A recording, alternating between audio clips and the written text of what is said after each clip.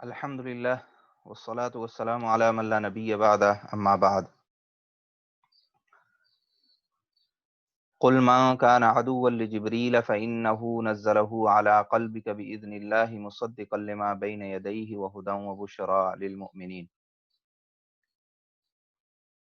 اللہ سبحانہ و تعالی نے یہاں پہ یہودیوں کے ایک اعتراض کا جواب دیا ہے. جب یہودیوں نے رسول اللہ صلی اللہ علیہ وسلم سے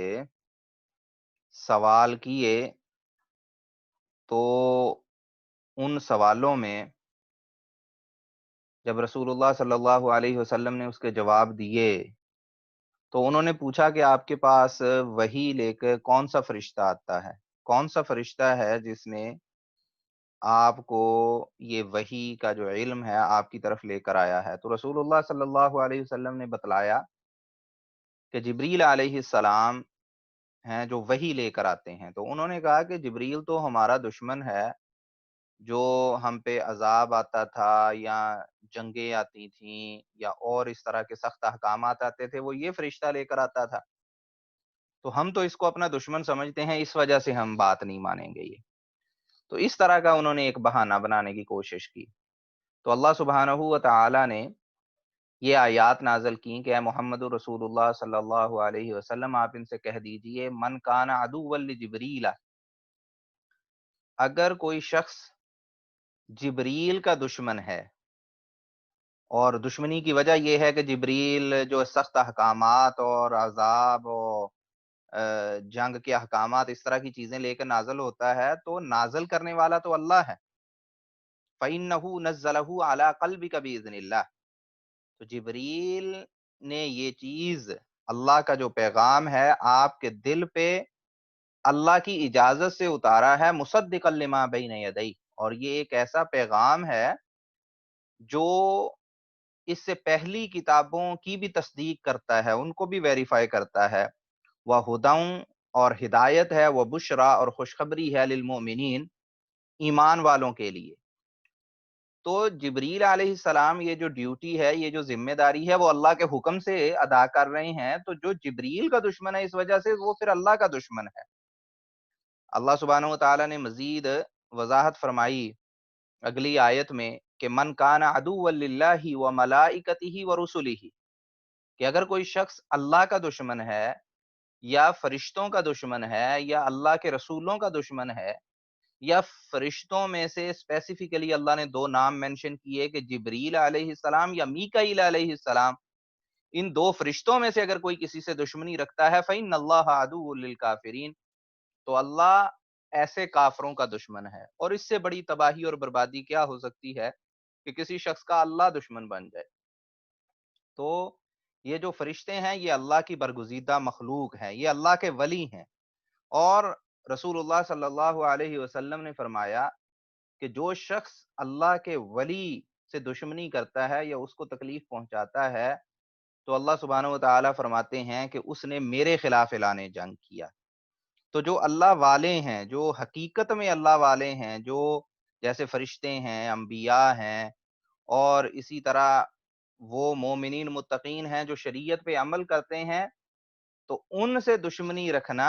یہ اللہ سے دشمنی رکھنا ہے. ان آیات میں اللہ سبحانہ و تعالی نے اس چیز کا بیان کیا. لیکن یہ چیز مد نظر رہے کہ کہیں اس کنفیوژن میں اور اس غلط فہمی میں بندہ یہ نہ سمجھنے لگ جائے کہ اب اللہ کے بندوں سے محبت کا، اللہ کے قریبیوں سے محبت کا یہ طریقہ ہے کہ ان کو نذرانے چڑھائے جائیں، ان سے دعائیں مانگی جائیں، ان سے مدد طلب کی جائے. وہ چیزیں شرک میں چلی جاتی ہیں، وہ عزت و احترام کا، محبت کا حصہ نہیں ہے، وہ اس سے تجاوز کرنا ہے، جس کا رسول اللہ صلی اللہ علیہ وسلم نے بھی تذکرہ فرمایا کہ لا تطرونی کما اطرت النصارى عیسی ابن مریم، کہ میرے بارے میں اس طرح سے حد سے تجاوز نہ کر جانا جیسے عیسائی عیسیٰ ابن مریم کے بارے میں حد سے تجاوز کر گئے کہ وہ اللہ کے نبی تھے، اللہ کے محبوب تھے اور اللہ کے رسول تھے. تو ان کی اطاعت بنی اسرائیل کی اور عیسائیوں کی ذمہ داری تھی کہ وہ ان کی اطاعت کریں، ان سے محبت کریں، ان کی بات کو سنیں، مانیں. لیکن انہوں نے اس سے بڑھ کے کیا کیا کہ انہیں اللہ کا بیٹا قرار دے دیا. تو یہ انہوں نے حد سے تجاوز کیا. اللہ سبحانہ و تعالی مزید فرماتے ہیں کہ وَلَقَدْ أَنزَلْنَا إِلَيْكَ آيَاتٍ بَيِّنَاتٍ، کہ ہم نے آپ کی طرف واضح اور روشن نشانیاں اور دلیلیں بھیجی ہیں۔ وَمَا يَكْفُرُ بِهَا إِلَّا الْفَاسِقُونَ، اور ان دلیلوں کا انکار صرف اور صرف وہی کر سکتا ہے جو بدکار ہو، جو برا ہو، جو گناہ گار ہو اور گناہ کرنے والا ہو۔ تو اللہ سبحانہ و تعالیٰ نے یہاں پہ یہ بیان کیا اس آیت میں کہ یہ جو بہانہ بنا رہے ہیں یہودی کہ ہم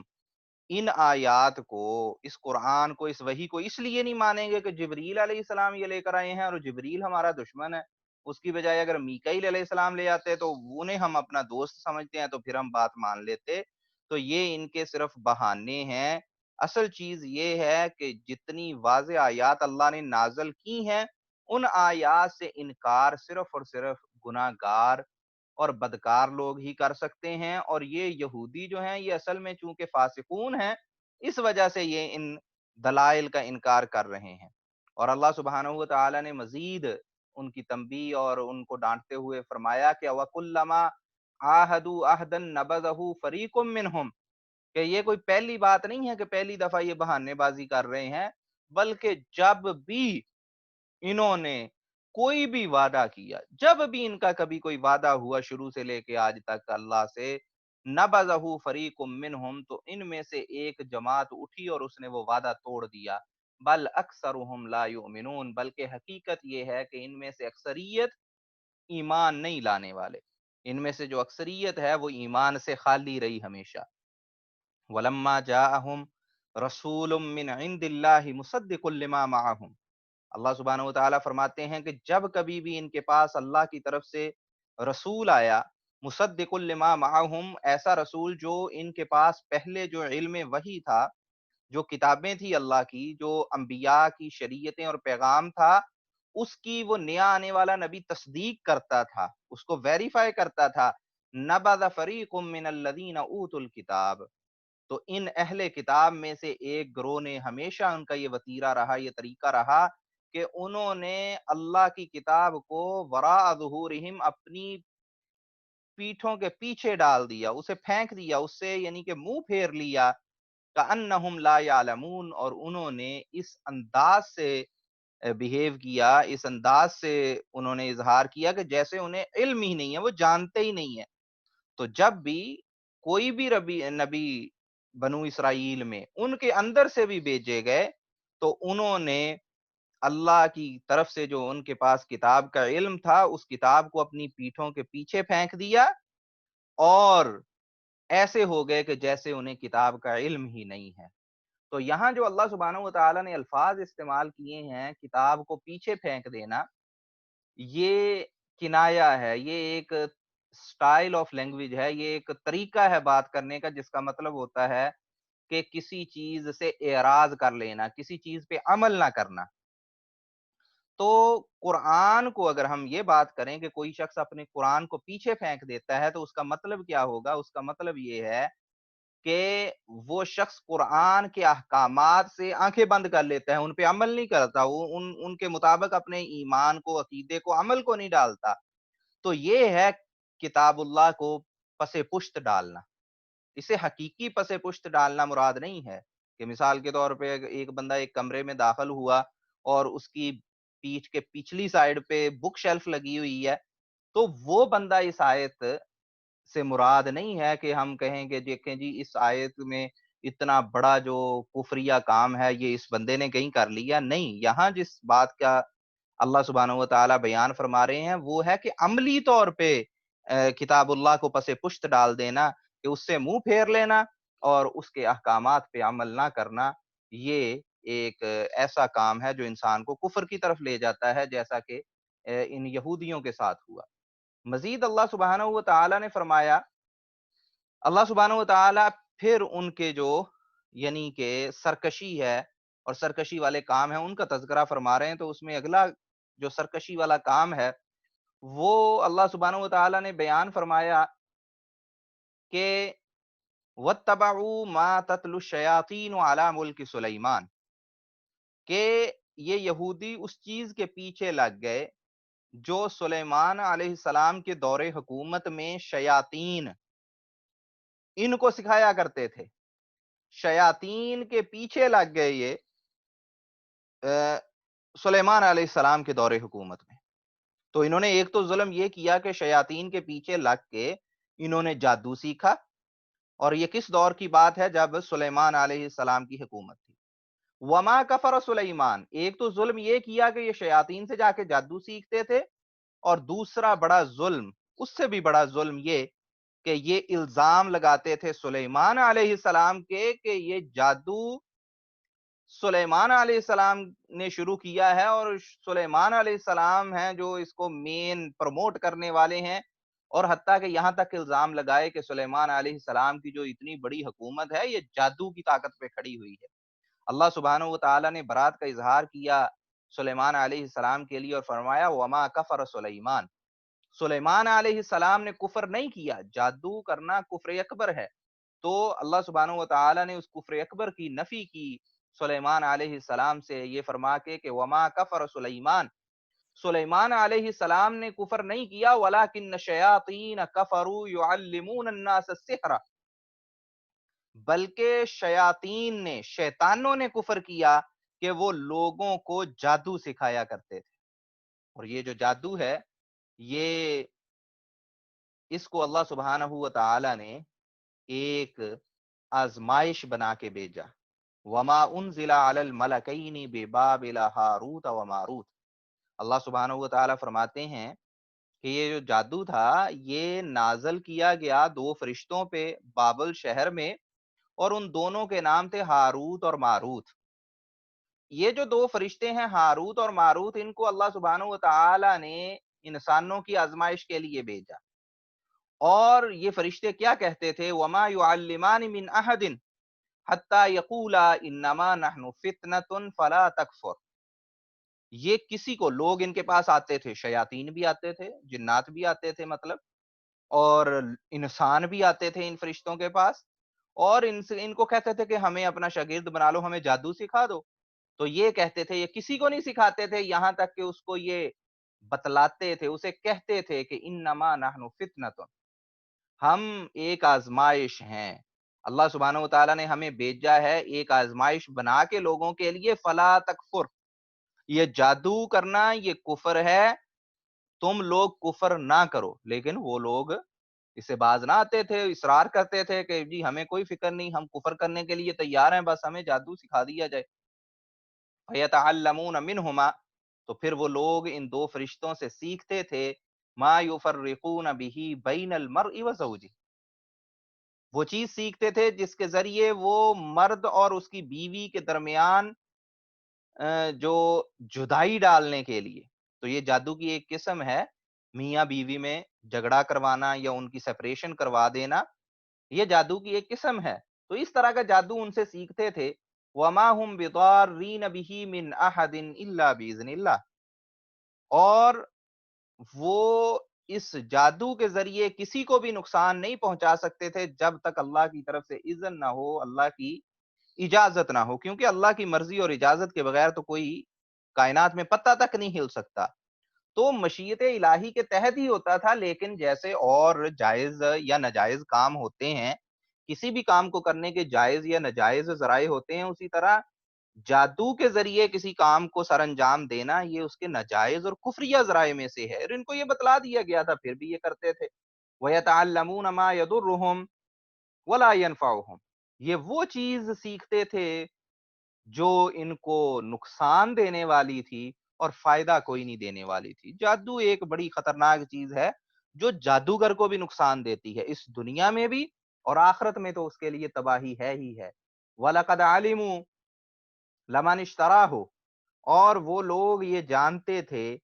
کہ جس چیز کو انہوں نے خریدا ہے، مَا لَهُ فِي الْآخِرَةِ مِنْ خَلَاقٍ، کہ ان کے لیے اب آخرت میں کوئی حصہ نہیں ہے۔ انہوں نے اس جادو کے بدلے اپنی آخرت بیچ ڈالی۔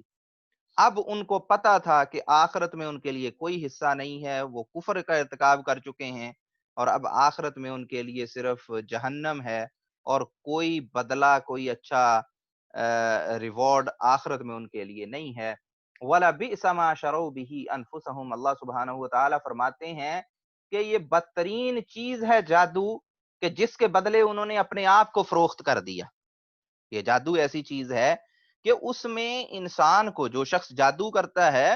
اس کو اپنا دین، اپنا ایمان، اپنی سوشل لائف، اپنی ذات تک قربان کر دینی پڑتی ہے، بیچ دیتا ہے وہ اپنے آپ کو، وہ غلام بن جاتا ہے ان شیاطین اور جنات کا۔ یہ جادوگر جو ہیں، یہ اس غلط فہمی میں ہوتے ہیں کہ شاید جنات ہمارے قابو میں آ گئے، اصل میں یہ ان کے قابو میں آ جاتے ہیں اور یہ ان کی غلامی میں آ جاتے ہیں، اور وہ ان سے انتہائی غلیظ قسم کے کفریہ کام ان کا ارتکاب کرواتے ہیں۔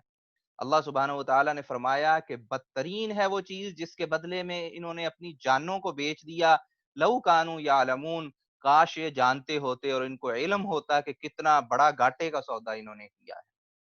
اس آیت میں جو ہاروت اور ماروت دو فرشتوں کا تذکرہ ہوا ہے، جیسا کہ آیت میں واضح ہے کہ یہ اللہ کی طرف سے فتنہ اور آزمائش کے طور پہ دو فرشتے بھیجے گئے، اور فرشتے جو اللہ کی طرف سے انہیں حکم ہوتا ہے وہ کام کرتے ہیں۔ اس کے بارے میں بے بنیاد جو سٹوریز ہیں وہ بھی مشہور ہیں، لیکن یہاں پہ ان کی وضاحت کرنا ضروری ہے کہ اس طرح کی جو سٹوریز ہیں وہ ثابت نہیں ہیں، وہ بے بنیاد ہیں، بیس لیس ہیں، کہ جیسا کہ جی یہ کوئی دو فرشتے تھے کہ جنہوں نے اللہ سے پہلے بحث کی کہ انسان اتنے گناہ کیوں کرتے ہیں، تو ان کو انسانی شکل میں بھیج دیا گیا، اور پھر انہوں نے آ کے بنی اسرائیل کی کسی عورت کے پیچھے لگ کے پہلے انہوں نے شراب پی، اور پھر انہوں نے اس سے زنا بھی کیا اور قتل بھی کیا، اور پھر سزا کے طور پہ ان کو بابل شہر کے ایک کنویں میں لٹکا دیا گیا۔ وہاں سے یہ جادو سکھاتے تھے۔ اس طرح کی یہ جو سٹوریز ہیں یہ بیس لیس ہیں اور بے بنیاد ہیں، ایسی کوئی بات درست نہیں ہے۔ اگلی آیت میں اللہ سبحانہ و تعالیٰ فرماتے ہیں کہ اگر یہ کفر اور جادو کرنے کی بجائے وَلَوْ أَنَّهُمْ آمَنُوا،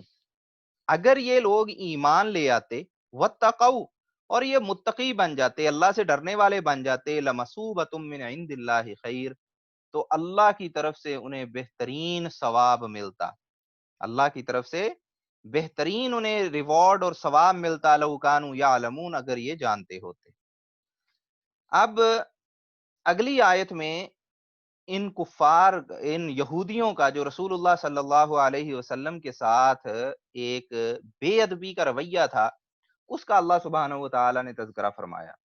اللہ سبحانہ و تعالیٰ مومنوں کو مخاطب ہو کے فرماتے ہیں، یا ایھا الذین آمنوا، اے ایمان والو، لا تقولوا راعنا، راعنا کا لفظ رسول اللہ صلی اللہ علیہ وسلم کو مخاطب کرنے کے لیے راعنا کا لفظ نہ کہو۔ راعنا اصل میں اس لفظ کا مطلب یہ ہے کہ ہماری طرف توجہ کیجیے۔ جیسے ہر زبان میں انداز ہوتا ہے کہ اگر آپ کو کسی کی بات سمجھ نہ آئے تو آپ ٹیچر کو مخاطب کر کے پوچھ سکتے ہیں کہ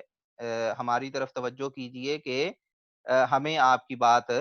سمجھ نہیں آئی تو ہمیں دوبارہ ایکسپلین کر دیں۔ یا یہ کہ اگر ٹیچر کی توجہ کسی اور طرف ہو تو جو اسٹوڈنٹ اپنی بات کرنا چاہتا ہے تو وہ مخاطب کر سکتا ہے کہ جی میری بات سن لے۔ تو عرب میں یہ لفظ استعمال ہوتا تھا راعنا، کہ ہماری طرف توجہ کیجئے اور پھر آپ بات چیت کر سکتے ہیں۔ تو یہ جو یہودی تھے یہ مذاق اڑاتے تھے اور اس راعنا کو سٹریچ کر دیتے تھے، تھوڑا سا لمبا کر دیتے تھے، رائینا۔ تو یہ جب آ کے مخاطب ہوتے تھے تو کہتے تھے رائینا۔ تو رائی کہتے ہیں چرواہے کو، بکریاں چروانے والے کو، تو اس کا نعوذ باللہ مطلب بن جاتا تھا اے ہمارے چرواہے۔ تو وہ اس کا مطلب بدل دیتے تھے۔ تو اللہ سبحانہ و تعالی نے یہ کہا کہ جس لفظ کو یہ غلط تلفظ کر کے اس کو بدلتے ہیں اور اس کے ذریعے مذاق اڑاتے ہیں، تو مومنوں کو کہا کہ یہ لفظ ہی استعمال کرنا بند کر دو۔ وَقُولُوا انظُرْنَا، اس کی جگہ لفظ استعمال کرو انظرنا، ہماری طرف دیکھیے۔ اب ہماری طرف توجہ کیجئے یا ہماری طرف دیکھیے، ہم معنی الفاظ ہیں لیکن لفظ بدل گیا، تاکہ وہ جو مذاق اڑاتے ہیں ملتا جلتا لفظ رائنا کا بولتے ہیں وہ بہانہ ختم ہو جائے۔ اس کے علاوہ بھی ایک کام وہ کیا کرتے تھے کہ جب وہ مسلمانوں سے ملتے تھے تو السلام علیکم کی بجائے کہتے تھے السلام علیکم۔ السلام کہتے ہیں موت کو، تو السلام علیکم کا مطلب بجائے سلامتی کے بن گیا کہ تم پہ موت ہو۔ تمہاری تباہی ہو۔ تو اس لیے رسول اللہ صلی اللہ علیہ وسلم نے فرمایا، حدیث میں ہے کہ ان اہل کتاب سے سلام کرنے میں ابتدا نہ کرو، کیونکہ اگر تم ان کو کہو گے السلام علیکم، یہ تمہیں جواب دے دیں گے وعلیکم السلام۔ تم اگر انہوں کہو گے کہ تم پہ سلامتی ہو، یہ جواب میں کہے گے اور تم پہ موت ہو۔ تو اس لیے ان کو سلام میں ابتدا نہ کرو۔ اگر یہ خود آ کے تمہیں کہتے ہیں تو ان کو صرف وعلیکم کہو۔ مطلب یہ کہ اگر تو اس نے کہا السلام علیکم تو وعلیکم کا مطلب بن جائے گا وعلیکم السلام، اور اگر اس نے کہا السلام علیکم تو وعلیکم کا مطلب بن جائے گا کہ جو تم نے کہا موت والی وہ تم پہ ہو۔ تو یہ ان کی یعنی کہ خرابی تھی کہ یہ السلام علیکم کہا کرتے تھے، یہ بھی ان کا ایک مذاق اڑانے کا طریقہ تھا۔ اور ہمارے ہاں دیکھا گیا ہے کہ کچھ لوگ جہالت میں ایسا لفظ استعمال کر لیتے ہیں، سستی کرتے ہیں سلام کہتے ہوئے، تو وہ السلام علیکم کو واضح کر کے نہیں کہتے، تو وہ بھی اسی طرح کا ملتا جلتا السلام علیکم السلام علیکم کہہ دیتے ہیں۔ تو یہ بڑا خطرناک رویہ ہے، اور اس کو درست کرنا چاہیے اگر کسی میں یہ خرابی ہو کہ اس طرح سے جو السلام علیکم ہے اس کو کلیئر کر کے واضح کر کے السلام کہنا چاہیے۔ خیر، ان کے بارے میں اللہ سبحانہ و تعالی نے فرمایا کہ ان کا یہ جو طریقہ کار ہے بے ادبی کرنے کا، مذاق اڑانے کا، جس لفظ کے ذریعے یہ اڑاتے ہیں اس لفظ کا استعمال بند کر دیں اور اس کی جگہ کہیں انظرنا، کہ اے اللہ کے نبی ہماری طرف دیکھیے، واسمعوا، اور جو اللہ کے نبی بات کریں انہیں اسے سنو۔ سنو کا مطلب کیا کہ اسے غور سے سنو اور اس پہ عمل کرو۔ وللکافرین عذاب علیم، اور وہ لوگ جو کفر کرنے والے ہیں ان کے لیے اللہ سبحانہ و تعالی نے دردناک عذاب تیار رکھا ہے۔ تو یہ جو مذاق اڑانا ہے اللہ کا، اللہ کے رسول کا، شریعت کا، شرعی آیات کا، شرعی احکامات کا، یہ کفر ہے، اور ایسا کفر ہے کہ ایسے کافروں کے لیے اللہ نے دردناک عذاب تیار کیا ہے۔ اگلی آیت میں اللہ سبحانہ و تعالی فرماتے ہیں کہ یہ جو مذاق اڑانے والے ہیں انہیں تکلیف کیا ہے؟ تکلیف ہے حسد کی، جیلسی کی۔ جیلسی ایک ایسی چیز ہے کہ وہ انسان کو مجبور کر دیتی ہے کہ جس سے وہ حسد کر رہا ہے اس کا مذاق اڑا کے نا اپنے آپ کو تسلی دینے کی کوشش کرے کہ میں اس کا مذاق اڑا رہا ہوں، اس کی تحقیر کر رہا ہوں، تو اس کے ذریعے دل کو سکون دینے کی ایک ناکام کوشش ہوتی ہے حاسد کی، حسد کرنے والے کی۔ تو اللہ سبحانہ و تعالی نے اس حسد کا تذکرہ کیا اگلی آیت میں اور فرمایا ما یود الذین کفروا من اہل الکتاب ولا المشرکین ان ینزل علیکم من خیر من ربکم۔ یہ اہل کتاب، یہ جو لوگ کافر ہیں اہل کتاب میں سے اور مشرکین میں سے، جیسے مشرکین مکہ، یہ لوگ نہیں چاہتے ان ینزل علیکم خیر من ربکم، کہ تم پہ تمہارے رب کی طرف سے بلائی نازل ہو، یعنی اللہ کی جو وحی ہے وہ تم پہ نازل ہو۔ یہ لوگ یہ چیز نہیں چاہتے تھے، ان کو اس چیز سے اب حسد ہو رہا ہے کہ اللہ کی وحی، اللہ کا پیغام ان لوگوں پہ یا محمد الرسول اللہ صلی اللہ علیہ وسلم پہ اسپیسیفکلی آ رہا ہے، تو اس سے یہ حسد کر رہے ہیں۔ اللہ سبحانہ و تعالیٰ فرماتے ہیں واللہ یختص برحمتہ من یشاء، اللہ سبحانہ و تعالی اپنی رحمت کے ساتھ جسے چاہے خاص کرتا ہے، جسے چاہے نوازتا ہے اور مخصوص کر لیتا ہے۔ واللہ ذو الفضل العظیم، اور اللہ سبحانہ و تعالی بہت عظیم اور بڑے فضل والا ہے۔ تو اللہ سبحانہ و تعالی بہتر جانتے ہیں کہ رحمت اور فضل کس کو دینا ہے۔ تو یہ جو اللہ کی دین پہ حسد کرنا، یہ بھی ایک کفر کی اور جہالت کی نشانی ہے۔ اگلی آیت میں اللہ سبحانہ و تعالی فرماتے ہیں کہ ما ننسخ من آیت او ننسها نأتی بخیر منها او مثلها۔ ان کا ایک یہ اعتراض بھی تھا یہودیوں کا کہ جی آپ کے بعض دفعہ ایسا ہوتا ہے، کیونکہ یہودیوں کی کتابیں جو ہیں وہ اکٹھی جو ہے پہلی امتوں میں زیادہ تر کتابیں اکٹھی نازل ہوتی تھیں، جیسے تورات ساری کی ساری ایک مجموعے کے شکل میں نازل ہو گئی۔ شریعت اسلامیہ میں اللہ سبحانہ و تعالیٰ نے قرآن کو وقفوں وقفوں سے تھوڑا تھوڑا کر کے نازل کیا، اور کچھ احکامات ایسے بھی تھے جو پہلے ابتداءً آئے عارضی طور پہ اور پھر ان کو منسوخ کر دیا گیا، اس کے بدلے کوئی اور حکم آ گیا، تو یہ اس پہ بھی اعتراض کرتے تھے۔ تو اس کا اللہ سبحانہ و تعالیٰ نے جواب دیا کہ ما ننسخ من آیہ، کہ ہم کوئی آیت منسوخ نہیں کرتے، یعنی کہ ختم نہیں کرتے، او ننسہا، یا سرے سے اسے भुला नहीं देते। ननसख का मतलब ये है कि अगर आयत के अल्फाज मौजूद हैं लेकिन हुक्म बदल गया और हुक्म तब्दील कर दिया, कि मसलन पहले अल्लाह सुब्हानहू व तआला ने ये कहा कि नमाज पढ़ने से पहले कोई शराब ना पिए, यानी कि इन जनरल शराब हराम नहीं, लेकिन सिर्फ नमाज पढ़ने से पहले ना पिए। और फिर उसकी यानी कि फाइनल हुर्मत आ गई कि ये पीनी ही हराम है। तो बतदरीज इस तरह कई अहकामात शरीयत में जो है वो तब्दील हुए आहिस्ता-आहिस्ता, और फाइनल हुक्म उनका आया। लेकिन आयात जो हैं वो सारी की सारी तिलावत हो रही हैं। तो उसमें हुक्म मनसूख है, आयात सारी अपनी जगह पे मौजूद हैं। दूसरी सूरत औ उनसिहा, कि यहाँ हम सिरे से आयत को भी उठा लें, अल्फाज को भी उठा लें, हुक्म भी उठ जाए, अल्फाज भी उठ जाएँ। नाति बिखैरिम मिनहा औ मिस्लिहा, अल्लाह सुब्हानहू व तआला फरमाते हैं कि जब कभी भी नसख होता है, तो हम या तो उससे बेहतर या उस जैसा एक और हुक्म भेजते हैं। तो जब अल्लाह सुब्हानहू व तआला की तरफ से जो हुक्म है उसके खत्म होने पे खला पैदा नहीं होता, बल्कि अल्लाह सुब्हानहू व तआला उसके बदले में एक नया हुक्म नाज़िल करते हैं। अलम तालम अन्नल्लाह अला कुल्लि शैइन कदीर, क्या आप नहीं जानते कि अल्लाह हर चीज पे कादिर है? तो ये अल्लाह की कुदरत है, अल्लाह का इख्तियार है कि जो अल्लाह मुनासिब समझता है कि इस दौर के लिए ये हुक्म है, और उसके बाद उसको बदल सकता है जैसे जैसे अल्लाह की कुदरत के मुताबिक इंसानों की ज़रूरियात तब्दील होती हैं। तो इसलिए ये अल्लाह सुब्हानहू व तआला की सवाबदीद है, तो इस पे किसी का एतराज़ करना नहीं बनता। मज़ीद अल्लाह सुब्हानहू व तआला ने फरमाया, अलम तअलम अन्नल्लाह लहू मुल्कुस समावाति वल अर्द, क्या तुम ये नहीं जानते कि ज़मीन व आसमान की बादशाहत और इख्तियार अल्लाह के पास है। वमा लकुम मिन दूनिल्लाहि मिन वलिय्यिन वला नसीर, और अल्लाह के अलावा तुम्हारा कोई वली या मददगार नहीं हो सकता। यहाँ वली से मुराद है जो मददगार के मफहूम में है, और ऐसा ऐसी हस्ती कि जिससे इंसान पनाह पकड़ता है और जिसकी पनाह में आता है।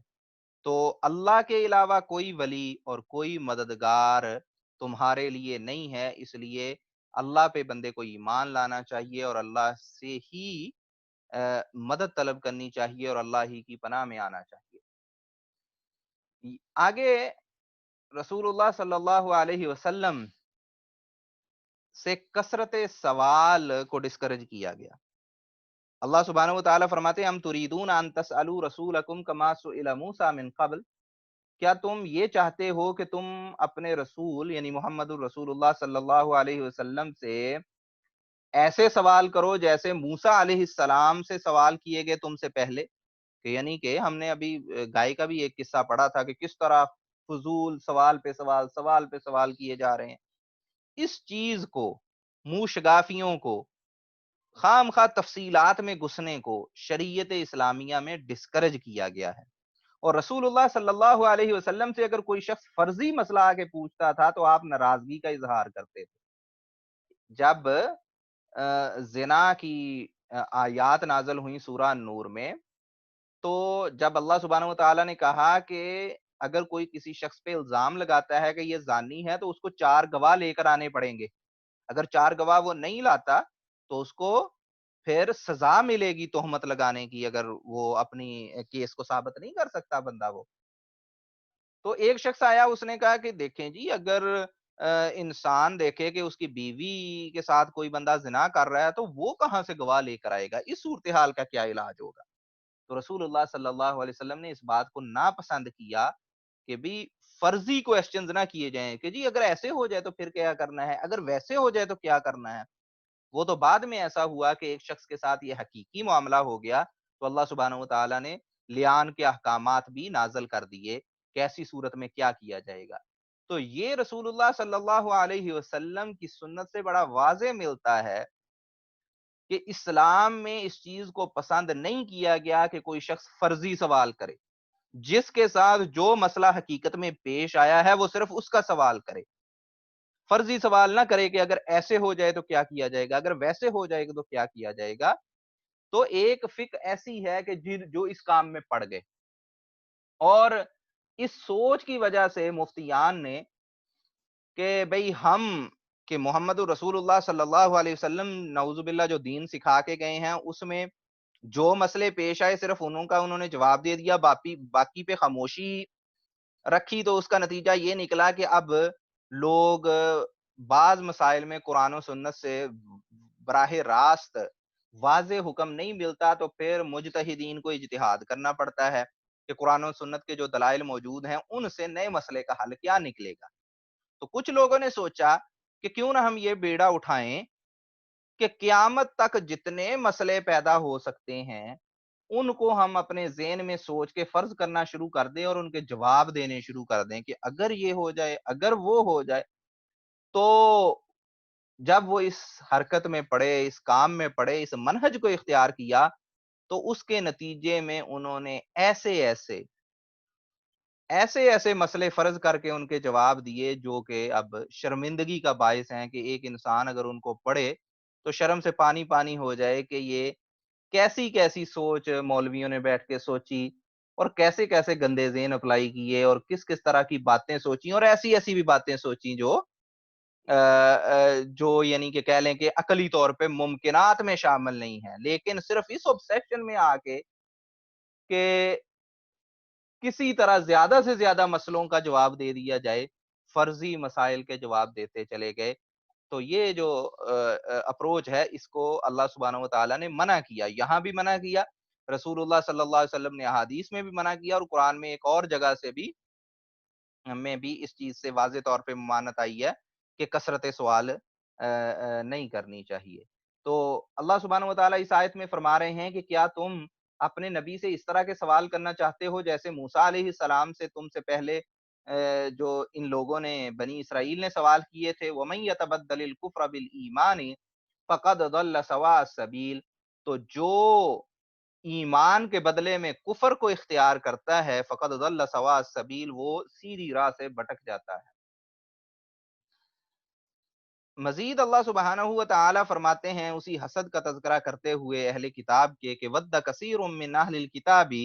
لو یردونکم من بعد ایمانکم کفارا۔ صحابہ کرام کو مخاطب اللہ سبحانہ و تعالی ہیں اور فرماتے ہیں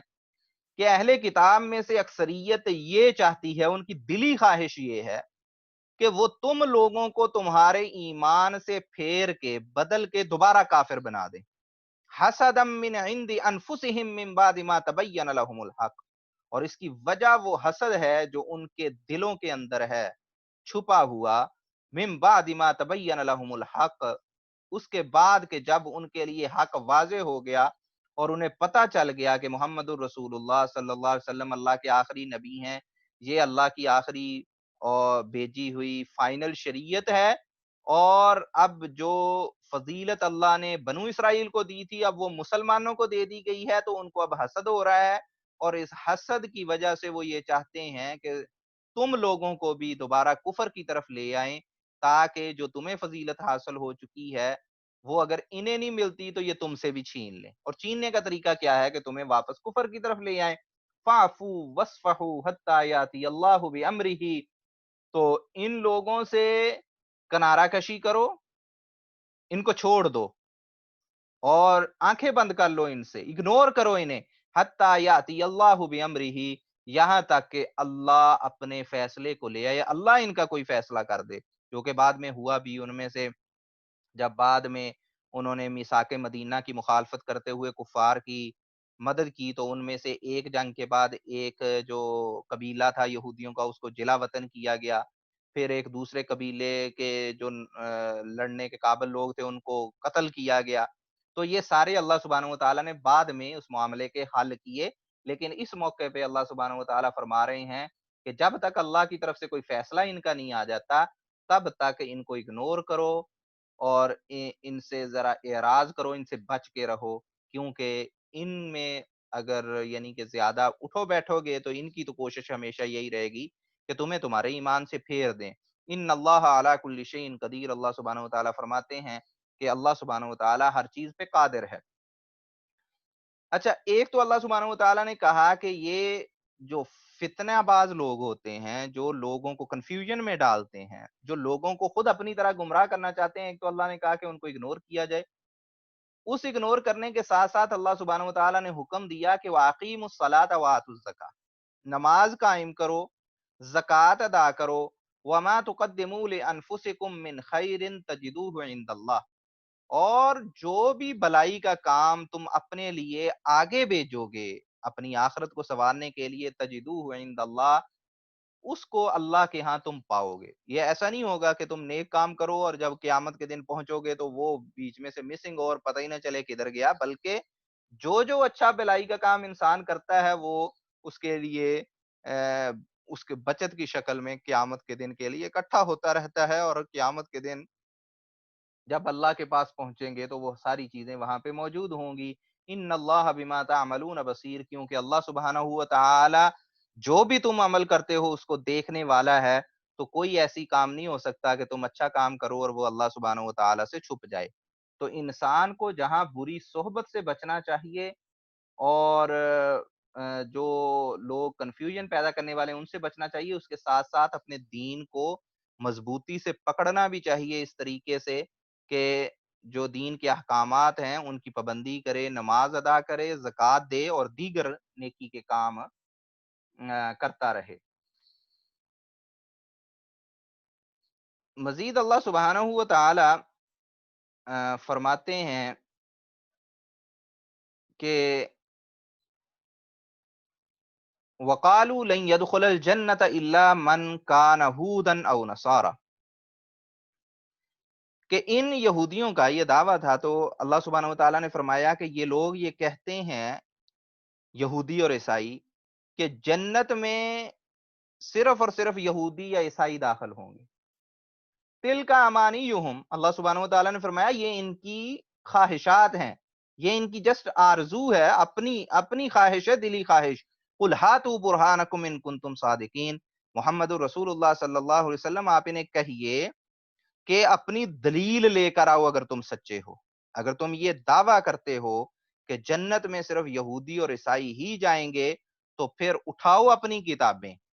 تورات اور انجیل اور ان میں سے دکھاؤ کہاں پہ اللہ نے یہ کہا ہے کہ صرف یہودی اور عیسائی ہی جنت میں جائیں گے۔ بلا، اللہ سبحانہ و تعالیٰ فرماتے ہیں بلا من اسلم وجہہ للہ، بلکہ وہ شخص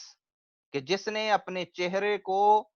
اللہ کے سامنے جھکا دیا، یعنی اپنے آپ کو اللہ کے سامنے جھکا دیا، وَهُوَ مُحْسِنٌ، اور وہ احسان کرنے والا یعنی کہ خلوص نیت والا شخص ہے، خالصتاً اللہ کے لیے اس نے اپنے آپ کو اللہ کے سامنے جھکا دیا، فَلَهُ أَجْرُهُ عِندَ رَبِّهِ، ایسے شخص کا اجر اللہ کے ہاں ثابت ہے، وَلَا خَوْفٌ عَلَيْهِمْ وَلَا هُمْ يَحْزَنُونَ، اور ان پہ نہ کوئی خوف ہوگا اور نہ ہی یہ غمناک ہوں گے۔ تو اللہ سبحانہ و تعالیٰ نے فرمایا کہ اصول یہ ہے کہ جو اللہ کا فرما بردار ہے اور سنسیئرلی خلوص نیت سے اللہ کے سامنے اپنے آپ کو جھکا دیتا ہے، سرنڈر کر دیتا ہے، وہ شخص ہے کہ جو جنت کا حقدار ہے، نہ کہ کوئی صرف اس وجہ سے جنت کا ٹھیکیدار بن سکتا ہے کہ میں یہودی ہوں، عیسائی ہوں، میرے عمل جیسے بھی ہوں تو میں نے جنت کی ٹھیکیداری لی ہوئی ہے، ایسا معاملہ نہیں ہے۔ یہی بات بطور مسلمان ہمیں بھی مد نظر رکھنی چاہیے کہ ہم یہ نہ کہیں کہ جی اگر میں مسلمان ہوں تو بس میں نے جنت میں جانا ہی جانا ہے، بلکہ اس اصول کو مد نظر رکھیں کہ جو اللہ سبحانہ و تعالیٰ نے بیان کیا کہ اسلام کا صحیح مطلب کیا ہے، صحیح سچ میں اسلام قبول کرنے کا مطلب یہ ہے کہ بندہ اپنے آپ کو اللہ کے سامنے جھکا دے، اللہ کے سامنے سرنڈر کر دے، اور یہ جو اللہ کے سامنے جھکنا ہے یہ خالصتاً اللہ کو راضی کرنے کے لیے ہو۔ یہ ہے وہ شرائط، یہ ہے وہ کنڈیشن جس کو پورا کرنے سے ایک انسان اللہ سبحانہ و تعالی کی رحمت کا سزاوار بنتا ہے، مستحق بنتا ہے، اور جس کو اللہ کی رحمت گھیر لے گی وہ شخص جنت میں داخل ہوگا۔ وقالت الیہود لیست النصارى علی شیء، یہاں اللہ سبحانہ و تعالیٰ نے ایک بڑا ہی انٹرسٹنگ معاملہ یہودیوں اور عیسائیوں کا بیان کیا ہے کہ جب اسلام آ گیا تو یہ یہودی عیسائی اکٹھے ہو گئے اور اکٹھے ہو کے آپس میں کہہ رہے ہیں کہ جی جنت میں تو یہودی یا عیسائی جائیں گے، باقی تو نہیں جائیں گے۔ تو اللہ سبحانہ و تعالیٰ نے کہا کہ یہ اب آ گئے ہیں کہ یہودی عیسائی بھائی بھائی. پہلے ان کی کیا صورتحال تھی؟ وقالت الیہود لیست النصارى علی شیء. اللہ سبحانہ و تعالیٰ فرماتے ہیں کہ یہودیوں نے کہا کہ یہ جو عیسائی ہیں یہ حق پر نہیں، یہ کسی چیز پہ نہیں، ان کا دین ہی بے بنیاد ہے. وقالت النصارى لیست الیہود علی شیء. اور عیسائیوں نے جواباً کہا کہ یہودی کسی چیز پہ نہیں، بیس لیس ہے ان کا مذہب، کوئی حق نہیں ہے ان کے مذہب کے پیچھے. وَهُمْ يَتْلُونَ الْكِتَابَ. اور یہ دونوں قومیں اتنی متعصب، دونوں مذاہب کے ماننے والے، کہ یہ دونوں کتاب کو پڑھتے ہیں جسے ہم بائبل کہتے ہیں. اگر آپ بائبل کو اٹھا کے دیکھیں گے تو جو عیسائی ہیں وہ اولڈ ٹیسٹمنٹ کو بھی مانتے ہیں، جو تورات ہے یا اس کے علاوہ صحائف ہیں انبیاء کے عیسیٰ علیہ السلام سے پہلے، ان کو وہ مانتے ہیں. تو اگر ہم پہلے عیسائیوں کی بات کریں کہ اگر عیسائی تورات کو اللہ کی کتاب مانتے ہیں تو کس بیسس پہ کہہ سکتے ہیں کہ یہودیوں کی بنیاد ہی کوئی نہیں؟ اور اگر یہودیوں کو دیکھا جائے تو ان کی کتابوں میں اس چیز کا علم ہے، اس چیز کا بیان ہے کہ کس طرح انبیاء بنی اسرائیل میں آئیں گے، اور بنی اسرائیل کے علاوہ بھی آئیں گے جیسے محمد رسول اللہ صلی اللہ علیہ وسلم. تو کس بنیاد پہ اللہ کی کتاب کو پڑھنے کے باوجود یہودی کیسے کہہ سکتے ہیں کہ عیسائیوں کا دین بے بنیاد ہے؟ تو یہ لوگ اتنے متعصب ہیں. اللہ سبحانہ و تعالیٰ نے کہا کہ جب اسلام نہیں آیا تھا تو یہ اپنے تعصب کی وجہ سے ایک دوسرے کو کہتے تھے کہ بھی تمہارے مذہب کی بنیاد کوئی نہیں، تم لوگ حق پہ نہیں ہو، تمہارے پیچھے کچھ نہیں ہے. لیکن یہ کتاب کو، اللہ کی کتاب کو پڑھتے تھے یہ لوگ. ان کی اپنی کتابوں میں اس چیز کا ذکر تھا کہ عیسائی بھی کسی بنیاد پہ ہیں، یہودی کسی بنیاد پہ ہیں، لیکن یہ تعصب میں ایک دوسرے کو برا بھلا کہتے تھے. كَذَلِكَ قَالَ الَّذِينَ لَا يَعْلَمُونَ مِثْلَ قَوْلِهِمْ. یہاں اللہ سبحانہ و تعالیٰ نے تیسرے گروپ کا تذکرہ کر دیا جو جاہل ہیں، جو جاہلیت کے، جو مشرک ہیں، جن کو کتاب کا علم ہی نہیں. اللہ سبحانہ و تعالیٰ نے فرمایا کہ لا یعلمون، جو لوگ نہیں جانتے انہوں نے بھی ایسی ہی بات کی. یعنی کہ یہ عیسائی اور یہودی یہ تو کتاب کا علم رکھنے والے لوگ ہیں، اللہ کی کتاب ہے ان میں، یہ تو کہتے ہیں، ایک تو ایک دوسرے کو کہتے تھے کہ بھی آپ کسی چیز پہ نہیں. اور پھر یہ کیا کہتے تھے کہ جو ہیں مسلمانوں کو، پھر انہوں نے کہا کہ مسلمان کسی بنیاد پہ نہیں. اور دوسری طرف مشرک جن کی سرے سے بنیاد اپنی کوئی نہیں، مشرکین مکہ، بتوں کی پوجا کرنے والے، خود اپنی بنیاد کوئی نہیں، خود علم سے واسطہ ہی کوئی نہیں. اللہ سبحانہ و تعالیٰ نے ان کو ان آیات میں لا یعلمون سے تعبیر کیا کہ جن کو علم ہی نہیں، اور ان کو اس دور کو دور جاہلیت قرار دیا، ان لوگوں کو جاہل قرار دیا کہ بالکل بے علم لوگ ہیں، ان کو علم ہی نہیں اللہ کی شرائع کا. اس کے باوجود وہ بھی جرأت کرتے تھے اور وہ بھی اٹھ کے ساروں کو کہتے تھے کہ یہودیوں کا مذہب بھی بے بنیاد، عیسائیوں کا مذہب بھی بے بنیاد، مسلمانوں کا مذہب بھی بے بنیاد. فاللہ یحکم بینہم یوم القیامت فیما کانوا فیہ یختلفون. اللہ سبحانہ و تعالیٰ فرماتے ہیں کہ اللہ قیامت کے دن ان سب لوگوں میں فیصلہ کرنے والا ہوگا اس چیز میں جس میں یہ اختلاف کرتے تھے. تو اللہ قیامت کے دن پھر فیصلہ کرے گا کہ کون سی شریعت کس دور میں اللہ کی طرف سے نازل کردہ حکم تھی کہ جس پہ عمل کرنا ضروری تھا، تو کون حق پہ تھا کون باطل پہ تھا، اس کا اللہ قیامت کے دن فیصلہ کر دے گا. تو اللہ کے فیصلہ کرنے کے بعد جو لوگ باطل پہ ہوں گے ان کے لیے تباہی ہی تباہی ہے. تو اس لیے انسان کے لیے یہ ضروری ہے کہ جو اللہ نے دین نازل کیا، جو اللہ نے احکامات نازل کیے، ان پہ غور و خوض کر لے اور اس دنیا میں ہی حق کو پہچان لے ان واضح دلائل کی روشنی میں جو اللہ نے نازل کیے. کیونکہ اگر معاملہ قیامت پہ چلا گیا اور ایک انسان نے کوشش نہ کی اور بعد میں اللہ کے فیصلے میں جب وہ باطل پہ نکلا تو پھر اس کے لیے کوئی ایکسکیوز نہیں ہوگا، بلکہ وہ ہمیشہ ہمیشہ دوزخ میں رہے گا. پھر اللہ سبحانہ و تعالیٰ نے اگلی آیت میں تذکرہ فرمایا کہ وَمَنْ أَظْلَمُ مِمَّنْ مَنَعَ مَسَاجِدَ اللَّهِ. اس شخص سے بڑا ظالم کون ہو سکتا ہے جو لوگوں کو اللہ کی مسجدوں سے منع کرے، جو منع کرے اللہ کی مسجدوں سے کہ ان یذکر فیہا اسمہ، کہ اس میں اللہ کا ذکر کیا جائے، وسعی فی خرابہا، اور وہ ان مسجدوں کی خرابی اور تباہی کی کوشش کرے۔ تو مسجد کی تباہی صرف اسی شکل میں نہیں ہوتی کہ فزیکلی اس کی بلڈنگ کو نقصان پہنچایا جائے، بلکہ اگر اللہ کے ذکر سے بھی روک دیا جائے تو یہ بھی مسجد کی خرابی ہے۔ تو یہاں مراد مشرکین مکہ ہیں مینلی، مختلف مفسرین نے اور لوگوں کا بھی تذکرہ کیا لیکن مینلی مشرکین مراد ہیں، کہ جس طرح وہ مسلمانوں کو مکہ میں تنگ کیا کرتے تھے اور بیت اللہ میں کھل کے ان کو عبادت نہیں کرنے دیا کرتے تھے جو کہ اللہ کا گھر ہے۔ اور اسی طرح جب صلح حدیبیہ کا موقع ہے تو جب مسلمان عمرہ کرنے کے لیے بیت اللہ کی طرف گئے تو انہوں نے وہاں بھی انہیں روک دیا اور انہیں بیت اللہ کا عمرہ نہیں کرنے دیا، حالانکہ ایسی یہ روایت نہیں تھی، ایسا کہہ لیں کہ ٹریڈیشن نہیں تھی کہ بیت اللہ سے لوگوں کو روکا جائے۔ تو اللہ کے گھر سے روکنا یہ ایک بہت بڑا جرم ہے جس کا اللہ سبحانہ و تعالی نے یہاں پہ اس کا تذکرہ کیا، اور اس کی دنیا میں سزا بھی اللہ سبحانہ و تعالی نے ذکر کر دی کہ اولئک ما کان لهم ان يدخلوها الا خائفین، کہ یہ مشرکین جنہوں نے اللہ کے گھر سے مسلمانوں کو داخل ہونے سے روکا، اب ان کا خود انجام یہ ہوگا کہ یہ اس میں داخل نہیں ہو سکیں گے مگر ڈرتے ہوئے، کہ جیسا فتح مکہ کے بعد ہوا کہ مشرکین کو کہا گیا کہ جن لوگوں کا تو معاہدہ ابھی کچھ دیر کا رہتا ہے وہ اتنی دیر یہاں تک رہ سکتے ہیں، اور اس کے بعد اللہ مشرکوں سے اور کافروں سے بری ہے، اور حرم میں پھر ان مشرکوں کا داخلہ جو ہے وہ روک دیا گیا اور اسے منع کر دیا گیا۔ لہم فی الدنیا خزی، اللہ سبحانہ و تعالیٰ فرماتے ہیں کہ ان لوگوں کے لیے اس دنیا میں رسوائی ہے،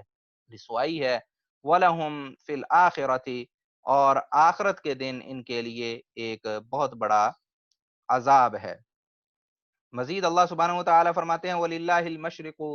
وَالْمَغْرِبُ فَأَيْنَمَا تُوَلُّوا فَثَمَّ وَجْهُ اللَّهِ إِنَّ اللَّهَ وَاسِعٌ عَلِيمٌ، کہ مشرق و مغرب اللہ کے لیے ہے، مشرق ہے مغرب ہے۔ اللہ سبحانہ و تعالیٰ نے دو جہتوں کا تذکرہ کیا، مشرق اور مغرب کا، مراد یہ ہے کہ ہر طرف جدھر کو بھی دیکھو سب اللہ کی ملکیت ہے، سب کا مالک اللہ۔ فَأَيْنَمَا تُوَلُّوا فَثَمَّ وَجْهُ اللَّهِ، تم جدھر ہی منہ کرو گے فَثَمَّ وَجْهُ اللَّهِ، اللہ کا چہرہ اسی طرف ہے، یعنی اللہ اسی طرف ہے۔ جب یہ آیات میں صفات میں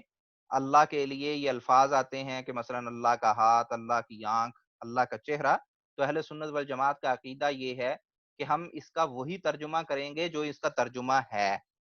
لیکن ہم نہیں جانتے کہ اللہ کا چہرہ کیسا ہے، ہم اس کو تشبیہ نہیں دے سکتے کہ جی ایسا ہے اور یا اس شیپ کا ہے، شیپ کے بارے میں ہم بات نہیں کر سکتے، لیکن اس کے ساتھ ساتھ ہم انکار نہیں کر سکتے، ہم یہ نہیں کہہ سکتے کہ اللہ کا چہرہ نہیں ہے۔ جس چیز کو اللہ نے اپنے لیے استعمال کیا لفظ کو، اس لفظ کو ہم استعمال کریں گے اور اس کا معنی بھی حقیقی ہی لیا جائے گا۔ اس کو یہ نہیں کہا جائے گا کہ اس کا مطلب مثلا کوئی یہ کہہ دے کہ وجہ اللہ سے مراد اللہ کی رضا ہے، بلکہ اس سے مراد اس کا ترجمہ یہی کیا جائے گا کہ اس طرف اللہ کا چہرہ ہے۔ ان اللہ واسع علیم، بے شک اللہ سبحانہ و تعالی وسعت رکھنے والا اور علم رکھنے والا ہے۔ تو یہاں پہ اس چیز کا تذکرہ ہے جیسا کہ آپ کو پتا ہوگا کہ مسلمان پہلے بیت اللہ کی طرف منہ کر کے نماز پڑھتے تھے، پھر انہوں نے بیت المقدس کی طرف حکم ہو گیا جب مدینہ پہنچے کہ بیت المقدس کی طرف منہ کر کے نماز پڑھو، اور یہ چیز ظاہر سی بات ہے کہ صحابہ پہ جو مہاجر تھے، جو بیت اللہ کی محبت تھی ان پہ گراں گزرتی تھی، اور اسی طرح بعد میں جب قبلہ واپس بیت اللہ کی طرف ہو گیا تو پھر لوگوں نے اعتراض کرنے شروع کر دیے، جن کا اللہ آگے جا کے تذکرہ فرمائیں گے اللہ سبحانہ و تعالی۔ تو اللہ سبحانہ و تعالی اس طرح کے چیزوں کا جواب دے رہے ہیں کہ اصل چیز یہ ہے کہ اللہ نے جو حکم دیا ہے اس کی پیروی کرنی ہے۔ بیت اللہ کی طرف منہ کر کے نماز پڑھنا اس لیے ہے کہ اللہ نے اس کا حکم دیا ہے، اگر اللہ نے بیت المقدس کو قبلہ بنا دیا تو اس طرف منہ کر کے نماز پڑھنا ضروری تھی۔ تو اصل چیز اللہ کی خوشنودی ہے، اللہ کی مرضی ہے، اللہ کی فرما برداری ہے، وگرنہ اللہ تو چونکہ جیسے آیت الکرسی میں اللہ سبحانہ و تعالیٰ نے فرمایا کہ وسع کرسیہ السماوات والارض، کہ اللہ کی جو کرسی ہے اس نے زمین و آسمان کو اور پوری کی پوری یونیورس کو کور کیا ہوا ہے۔ تو اللہ تو ساری چیزوں کو گھیرے ہوئے ہے، اللہ مخلوق سے جدا ہے، لیکن اللہ نے ہر چیز کا احاطہ کیا ہوا ہے اور اس کے لیے جہت علو ہے، یعنی کہ بلندی کی سمت ہے، لیکن جدھر بھی انسان منہ کرتا ہے تو اللہ سے وہ پرے نہیں ہے، وہ اللہ سے انسان پرے نہیں ہے۔ تو یہ میٹر نہیں کرتا کہ بندے نے مشرق کی طرف منہ کیا یا مغرب کی طرف منہ کیا کہ کہے کہ جی مشرق میں تو اللہ تھا مغرب میں نہیں ہے، یا مشرق اللہ کی ملکیت ہے مغرب نہیں تھا۔ وجہ چہرہ مخصوص سمت کی طرف کرنے کی یہ ہے کہ اللہ نے حکم دیا ہے، تو جو اللہ نے قبلہ بنا دیا اس پہ نہ تو مسلمانوں کو گرانی محسوس کرنی چاہیے، نہ کسی اور کو اعتراض کرنا چاہیے کہ یہ آپ کا قبلہ کیوں ہے۔ ان اللہ واسع علیم، اللہ سبحانہ و تعالی وسیع علم رکھنے والے ہیں۔ انشاءاللہ اس سے آگے ہم نیکسٹ لیسن میں شروع کریں گے۔ پچھلی دفعہ وہ ڈسکنیکٹ ہو گیا تھا انٹرنیٹ میری طرف سے، تو وہ ایک کوشچن کا آنسر چل رہا تھا کہ سورتوں کے جو نام ہیں کیا وہ توقیفی ہیں، یعنی کہ وحی کے ذریعے نازل کردہ ہیں اور اللہ کے نبی صلی اللہ علیہ وسلم نے بیان فرمائے ہیں، یا بعد میں صحابہ نے بھی ان میں سے کئی نام رکھے ہیں۔ تو اس کا میں بیان کر رہا تھا کہ اس میں سے بہت ساری صورتیں ہیں کہ جن کے نام رسول اللہ صلی اللہ علیہ وسلم نے خود رکھے ہیں، احادیث میں ان ناموں کا تذکرہ ملتا ہے۔ اور میں بتا رہا تھا کہ ایک ایک کئی دفعہ بعض صورتوں کے ایک سے زیادہ نام بھی رسول اللہ صلی اللہ علیہ وسلم سے ملتے ہیں، جیسے آخری صورتوں کو معوذتین کہا رسول اللہ صلی اللہ علیہ وسلم نے، اور اس میں قل هو اللہ شامل کر کے آخری 3 صورتوں کو معوذات قرار دیا۔ اور اسی طرح جو ہے سورہ آل عمران، بقرہ، نساء، ان صورتوں کے نام رسول اللہ صلی اللہ علیہ وسلم نے خود بیان کیے، اور بھی کئی صورتوں کے نام بیان کیے۔ تو باقی جو صورتیں جن کا واضح طور پہ احادیث میں نام ثابت نہیں ہے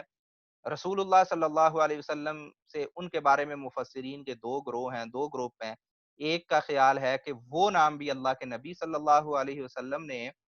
سارے کے سارے رکھے، اور دوسرا گروپ ہے وہ کہتا ہے کہ نہیں، کچھ نام ایسے بھی ہیں جو صحابہ نے اپنے اجتہادات سے وہ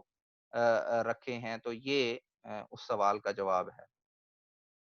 اس کے علاوہ اگر کوئی ساتھی سوال کرنا چاہتے ہوں تو وہ کر سکتے ہیں۔ جی جاوید بھائی۔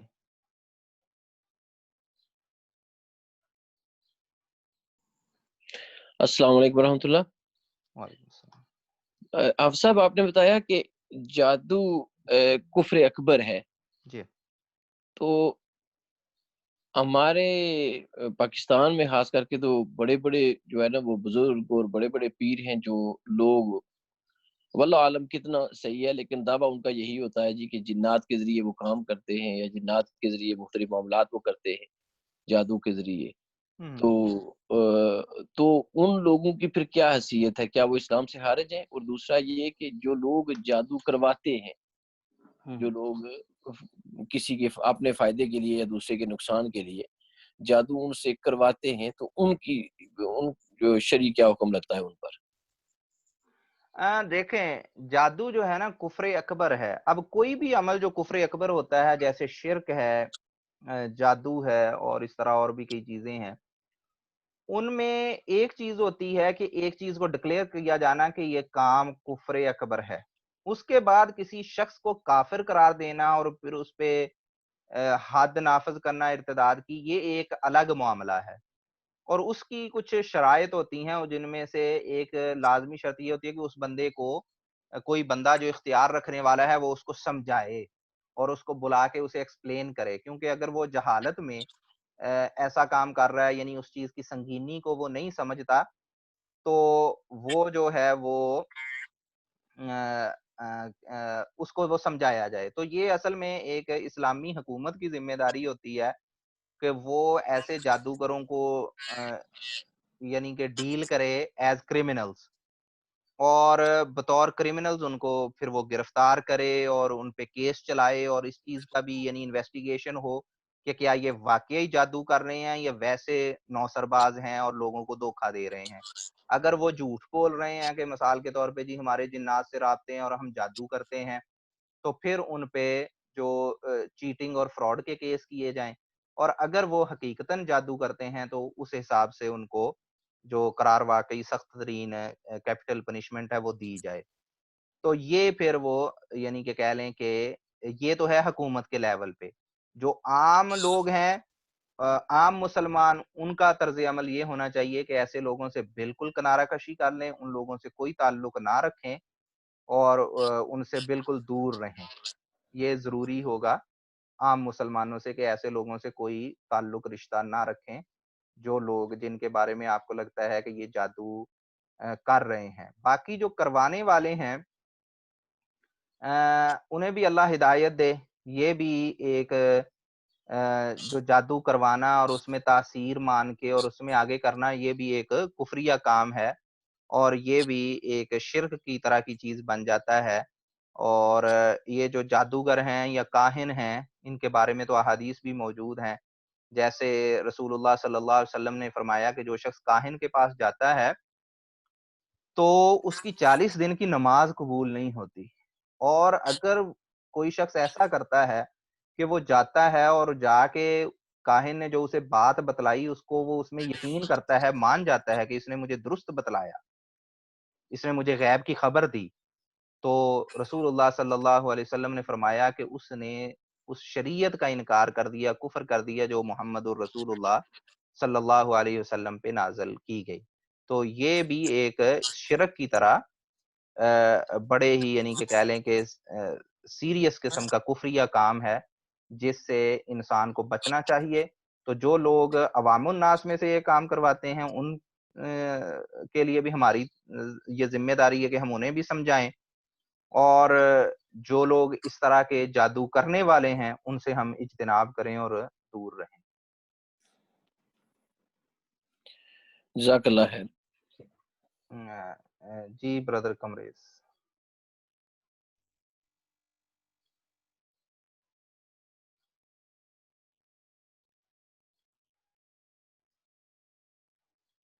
ہیلو بردر کمریز، آپ کا مائک تو آن ہے۔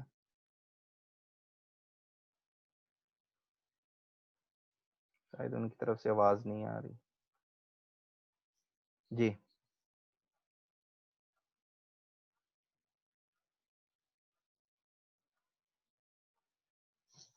آواز نہیں آ رہی آپ کی۔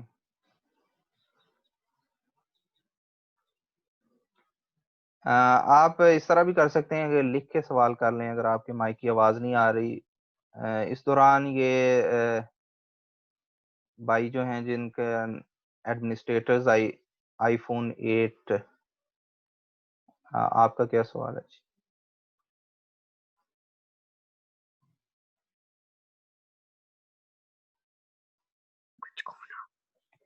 ہاں جی، السلام علیکم۔ وعلیکم السلام۔ یہ عتیق بات کر رہا ہوں حافظ جی۔ اچھا، ابھی آپ نے بتایا اپنا نا جادو کا، تو اس سلسلے میں آپ نے بتایا کہ جو لوگ کرتے ہیں وہ تو مطلب کفر کرتے ہیں، لیکن اس کا سدباب کیا ہے؟ مطلب اس کا ایک تو وہ مطلب 4 کل ہوتے ہیں وہ پڑھتا ہے بنتا ہو، آیت الکرسی وغیرہ، لیکن جو لوگ جاتے ہیں کسی کے پاس اس کے حل کے لیے، تو کیا وہ ٹھیک ہے؟ اس کا مثال کے طور پہ ہمارے کچھ ادھر لوگ ہیں وہ اس کا علاج بھی بتاتے ہیں، ٹھیک ہے، اس کا توڑ بتاتے ہیں، تو قرآن اور حدیث کے حوالے سے آپ نے مطلب کیا بتاتے ہیں؟ اس کا کیا حل ہے؟ کس کے پاس جانا پڑتا؟ بندہ خود ہی پڑھ سکتا ہے وہ اس کے مطلب 4 کل ہو گئے یا آیت الکرسی ہو گئی، اس کے بعد جو ہماری صبح و شام کے اذکار ہیں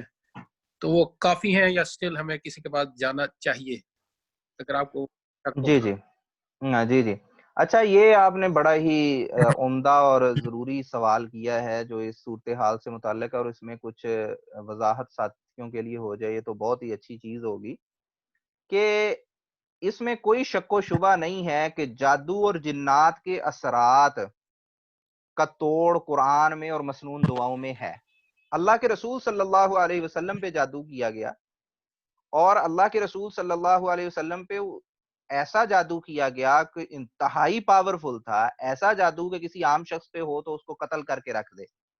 لیکن رسول اللہ صلی اللہ علیہ وسلم پہ اس کا اثر صرف اس حد تک تھا کہ عام روٹین کے کچھ ڈیلی جو معاملات ہوتے ہیں اس کے بارے میں، جیسے بندہ زیادہ بزی ہو تو بندے کا ذہن یعنی کہ کہہ لیں کہ آکوپائڈ ہوتا ہے تو وہ اس کو یاد نہیں رہتا نا کئی دفعہ تھوڑا بہت. شرعی معاملات میں نہیں، ڈیلی کی روٹین کے معاملات میں پریشان رہنا، ٹینشن میں رہنا. تو اللہ سبحانہ و تعالیٰ نے معوذات نازل کی اس موقع پہ، جو آخری 2 صورتیں ہیں. اور پھر احادیث میں اس کی تفصیل موجود ہے کہ کیسے رسول اللہ صلی اللہ علیہ وسلم وہ جو بال تھے اس کنویں میں جن پہ جادو کیا گیا تھا رسول اللہ صلی اللہ علیہ وسلم کے بالوں پہ اور کنگھی پہ، تو ان کی جو گانٹھیں باندھی ہوئی تھی وہ جادوگرنیوں نے اس کو کیسے کیسے کھول رہے تھے اور اس پہ پھونک مار رہے تھے آیات کی. اسی طرح احادیث میں بھی صبح شام کے اذکار میں کئی دعائیں ملتی ہیں جن میں پروٹیکشن ہے جنات کے خلاف، جادو کے خلاف اور چیزوں کے خلاف. اسی طرح جو نماز ہے یہ بھی ایک بہت بڑی پروٹیکشن ہے جادو اور جنات کے خلاف. برے کاموں سے بچنا، پاکیزہ رہنا، پاک صاف رہنا، اور اس طرح جو بے حیائی کے کام ہیں ان سے دور رہنا، یہ پروٹیکشن ہے. اصل پروٹیکشن یہ ہے. اگر اس کے برعکس آپ صرف اور صرف ایک راکی کے پاس جاتے ہیں اور اس کو کہتے ہیں کہ گھنٹہ مجھے دم کر دو اور تم اپنے 30 40 50 100 150 پاؤنڈ لے لو، تو وہ اکثر صورتحال میں وہ ایک کہہ لیں پیسے کا ضیاع ہی ہوگا اگر آپ خود اپنے آپ کو بہتر نہیں کرتے. یہ ایسے ہی ہے کہ آپ جی پی کو جا کے چیک تو کروائیں شوگر اپنی، لیکن دبا کے مٹھائی کھائیں تو وہ جو مرضی کر لے، جی پی جتنا مرضی ایکسپرٹ ہو وہ کیا کر لے گا؟ اگر آپ نے کھانی دبا کے مٹھائی ہے تو شوگر تو بڑھے گی. تو اس لیے جو اصل اس کا حل ہے وہ یہ ہے کہ بندہ اپنے آپ کو پروٹیکشن میں کرے. اور جو لوگ اپنے آپ کو صبح و شام کے اذکار کرتے ہیں، نمازوں کا اہتمام کرتے ہیں، معوذات پڑھتے ہیں نمازوں کے بعد بھی، سونے سے پہلے بھی، اور اسی طرح جو آیت الکرسی کا کرتے ہیں اور اذکار کرتے ہیں، تو الحمدللہ ان لوگوں پہ جب کوئی اگر وار اس طرح کا آتا بھی ہے ان کو پتہ بھی نہیں چلتا اور اللہ کی طرف سے اس وار کو روک دیا جاتا ہے. لیکن جو لوگ دین سے دور ہوتے ہیں ان پہ یہ اثرات ہوتے ہیں. ان پہ یہ جب وار آتا ہے تو وہ پھر اس طرح کر کے راکیوں کے پاس جاتے ہیں. اور یہ چیز دیکھنے میں آئی ہے، بہت بڑے بڑے راکی بھی اس چیز کے شاہد ہیں کہ میجورٹی کیسز میں 90% سے بھی زیادہ کیسز میں کوئی افاقہ نہیں ہوتا. صرف یہی ہے کہ وہ فیسیں بھی ضائع جاتی ہیں، اتنا خرچہ بھی وہ کر بیٹھتے ہیں اور کوئی خاص حل بھی نہیں ہوتا. ایک تو اس کا یہ پہلو ہے. دوسرا پہلو یہ ہے کہ واللہ عالم شاید اپنی بزنس پوائنٹ آف ویو کی وجہ سے یا ویسے ہی بندہ جس کام میں ہو تو اسے لگتا ہے ہر چیز وہی ہے. یہ دیکھنے میں آیا ہے کہ بہت زیادہ راکی بہت عام معاملات جو کہ واضح طور پہ نظر آتا ہے کہ فیملی کی سادہ سی چپکلش ہے، ہر فیملی میں اس طرح کی لڑائیاں جھگڑے ہوتے رہتے ہیں روٹین کے، یا یہ کہ کوئی بیماری ہے صاف نظر آ رہا ہے کہ یہ ایک میڈیکل کنڈیشن ہے، تو وہ ہر چیز کو ہی جادو جنات کے اثرات قرار دیے جاتے ہیں اور ان کو اپنے سیشن لگوائی جاتے ہیں. اس سے دوہرا نقصان ہوتا ہے. ایک تو یہ کہ اس کے بندے کا مالی نقصان ہو رہا ہے، اور دوسرا یہ کہ جس بیماری کی اس کی ٹریٹمنٹ ہونی چاہیے وہ ٹریٹمنٹ نہیں ہو رہی ہوتی. تو یہ چیز جو ہے نا بڑی امپورٹنٹ ہے کہ جو ڈائگنوزز ہے وہ انڈیپینڈنٹ پروفیشنلز جو ہیں ان سے بھی کروا لینا چاہیے. اور اگر مثلا خاندانی چپکلش ہے تو کسی عالم سے، کسی اس طرح کے ادارے سے بھی رابطہ کر لینا چاہیے جو یعنی کہ جس کو کہہ لیں کہ ریکنسلیشن کے سیشنز کرتے ہوں، جو سمجھانا ہے ہسبینڈ وائف کو کہ بھئی آپس میں مل جل کے کیسے رہنا چاہیے، بجائے اس کے کہ ڈائریکٹ بندہ ان راکیز کے ہتھے چڑھ جائے اور پھر وہ کہیں ہر چیز کو ہی کہ جی آپ کو جادوئی ہے اور آپ کو اس کام میں لگا دیں. تو اس لیے اس میں اعتدال کرنا چاہیے. بہرحال مختصر یہ کہ بہتر یہ ہے کہ بندہ خود یہ سارے کام کرے اور خود اپنے آپ کو پروٹیکشن کرے. کتابیں مارکیٹ میں مل جاتی ہیں، اتنا کوئی لمبی چوڑی یہ بحث نہیں ہے. چھوٹی چھوٹی اگر ایک 100 صفحے کی کتاب آپ کو مل جائے گی کوئی نہ کوئی، مارکیٹ میں بہت سارے سعودی علماء کی کتابیں ہیں، اس میں وہ بے شمار انہوں نے آیات وغیرہ لکھی ہوں گی کہ یہ آیات ہیں، یہ آپ پڑھیں. وہ آپ پڑھیں خود انشاءاللہ، اور انشاءاللہ اللہ جو ہے وہ افاقہ دے گا. چلیں جزاک اللہ، آپ نے بڑے اچھے طریقے سے اس کو بیان کیا. اچھا ایک بہت چھوٹا سا سوال ہے، کافی دنوں سے میرے ذہن میں، بچے بھی میرے پوچھتے ہیں کہ یہ جنوں سے پہلے کوئی اور مخلوق بھی تھی، بن BIN بن، جنوں سے پہلے اللہ نے فرشتوں کے بعد ایک بن بنائے، پھر بن انہوں نے بہت فساد کیا دنیا میں، اور پھر ان کو ختم کرنے کے لیے اللہ نے پھر جن بنائے، تو جنہوں نے بھی فساد کیا. یہ اس کے بارے میں کوئی تو پھر جنہوں نے فساد کیا تو ان کو ختم کرنے کے لیے نہیں کچھ بنایا؟ ختم نہیں کیا ان کو، لیکن انہوں نے جب بن جو قوم تھی انہوں نے فساد کیا تو ان کو لڑنے کے لیے، ان سے لڑنے کے لیے پھر جنوں کو اللہ نے بھیجا. تو اس کے بارے میں اور جب جنہوں نے فساد کیا تو پھر جو ہے نا وہ تو آپ کو پتہ ہے، پھر جن تو ابھی بھی ایگزسٹ کرتے ہیں نا. نہیں، اگر کوئی کہا کہ جنوں کو بدلنے کے لیے پھر انسانوں کو بھیجا تو انسانوں نے فساد کیا. تو کیونکہ جو یہ ایسے باتیں ہی ہیں، کوئی بن وغیرہ کا نہیں تصور. نہیں کوئی اس میں نہیں ہے، وہ میں بلکہ آپ کو میں لنک بھیج دوں گا ٹھیک ہے، آج ہی آپ کو لنک بھیج دیتا ہوں. ٹھیک ہے، ٹھیک ہے. انشاءاللہ چلیں، جزاک اللہ، آپ نے بڑا اچھے طریقے سے وہ اس کا جواب دیا. اب کوئی اور سوال کرنا چاہے، جزاک اللہ. صحیح ہے. برادر کمریز کہتے ہیں کہ جی اگر کسی بندے پہ جادو ہو اور اس کی موت واقع ہو جائے جنات کے اثرات سے، اس کے لیے بتائیے پلیز. صحیح. اور ورڈ ہیلو کہنا کیسا ہے اور غیر مسلم کو سلام دینا کیسا؟ اچھا، پہلا سوال یہ ہے کہ انہوں نے کہا کہ جنات کے وار سے یا مثلا جادو سے کسی کی کیا موت ہو جائے تو جیسے میں نے مینشن بھی کیا ہے کہ جادو اتنا شدید موجود ہے دنیا میں کہ جو مارنے کے لیے ایک آلے کے طور پہ استعمال کیا جا سکتا ہے. تو یہ جو ہے یہ قتل ہی کنسیڈر ہوگا، اور اگر کوئی یعنی کہ شرعی عدالت موجود ہو تو اس کی وہ سزا بھی دے سکتی ہے. ویسے بھی جادوگر کو تو کسی طرح کا بھی جادو کرے تو اس کے لیے کیپٹل پنشمنٹ ہوتی ہے. لیکن اب اگر کوئی اس طرح سے کوئی فوت ہو گیا ہے تو اس کی مغفرت کی دعا کریں. اگر والدہ کے بارے میں آپ کہہ رہے ہیں تو اس کا اب اس کے بعد تو اس کا کچھ نہیں کیا جا سکتا، کیونکہ اگر ایک دفعہ کوئی شخص فوت ہو گیا ہے تو اگر تو اس کے فوت ہونے سے پہلے اس کے جادو کا کوئی توڑ ہو جاتا تو ہو جاتا، اب اس کے بعد تو اب اس کا کچھ نہیں ہو سکتا. اور اسی طرح یہ جو ورڈ ہیلو کہنا ہے، ہیلو کہنے میں کوئی حرج نہیں ہے، کہہ سکتے ہیں، لیکن جو صرف یہ ملحوظ خاطر رکھا جائے کہ جو ہے نا مسلمان اس کو بلاتے ہوئے یہ اس کا حق ہے انسان مسلمان کا دوسرے مسلمان پہ کہ اس کو السلام علیکم کہا جائے. تو السلام علیکم جو ہے وہ اس کی جگہ پہ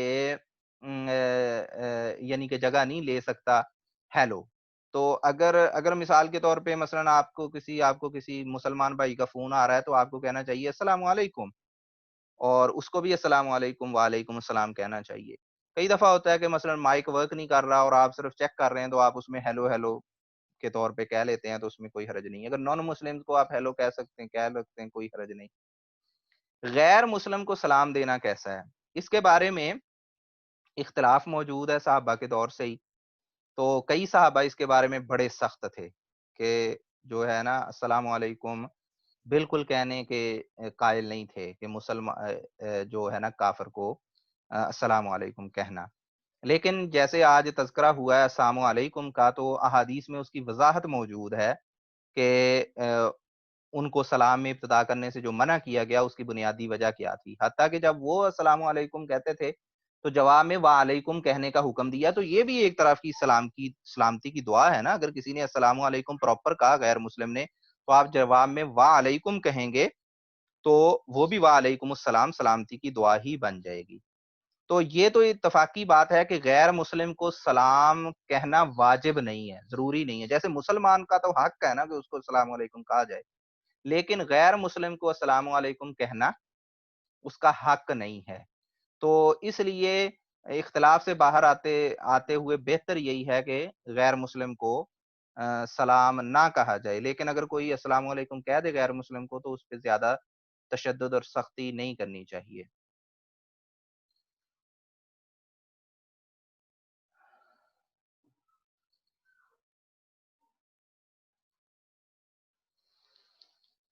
جی چلیں ٹھیک انشاءاللہ، چلیں ٹھیک انشاءاللہ. پھر اگلے سیشن میں ملاقات ہوگی نیکسٹ ویک انشاءاللہ. اقول قولی ھذا استغفر اللہ لی ولکم ولسائر المسلمین. السلام علیکم ورحمۃ اللہ وبرکاتہ. وعلیکم السلام، جزاک اللہ.